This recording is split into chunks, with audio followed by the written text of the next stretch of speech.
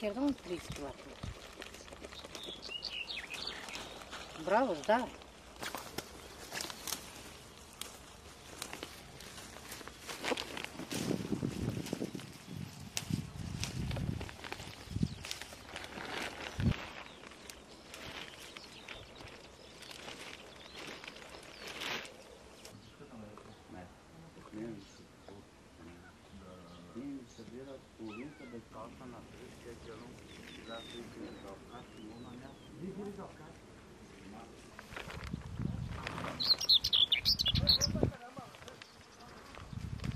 За година ние можем да кажем, че са свързани с доста фенологични аномалии, така ги наричаме.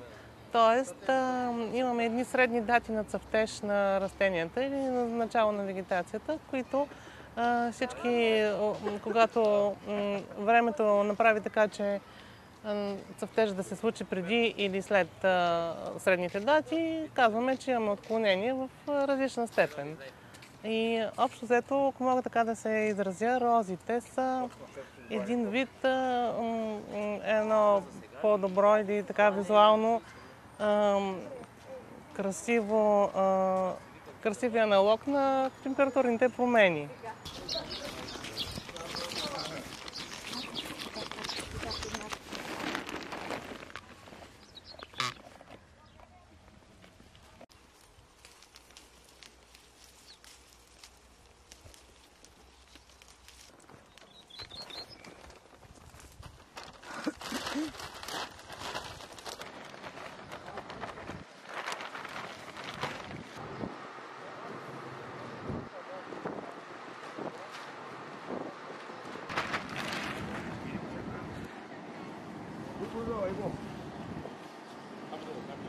Тази година сме свидетели на климатични аномалии, като имаме в предвид, че в началото на розовата кампания беше изключително горещо с температури над 30 градуса по Целзий.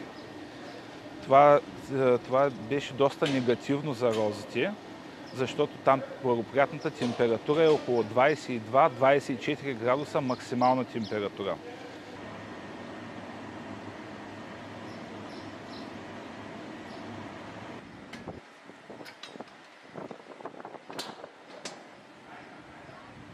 След голямото затопляне претърпяхме катаклизъм, като около 14 дни през ден имаше много валежи, големи температурни амплитуди. Значи от началото на кампанията 30 градуса по Целзий, а имаше дни, които максимални температури бяха около 6 градуса по Целзий.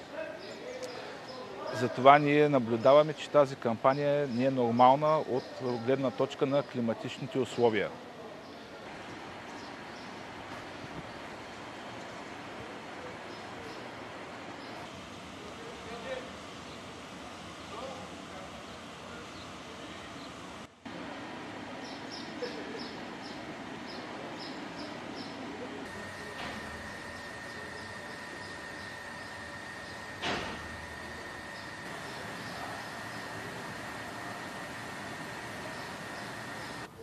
Да, аз се надявам, въпреки че климатичните промени, все пак адресът на най-качественото розово масло е Розовата долина в България.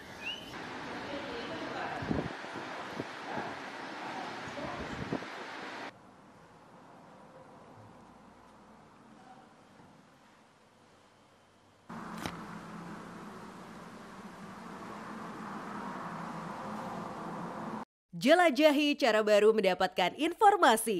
Download Metro TV Extend sekarang.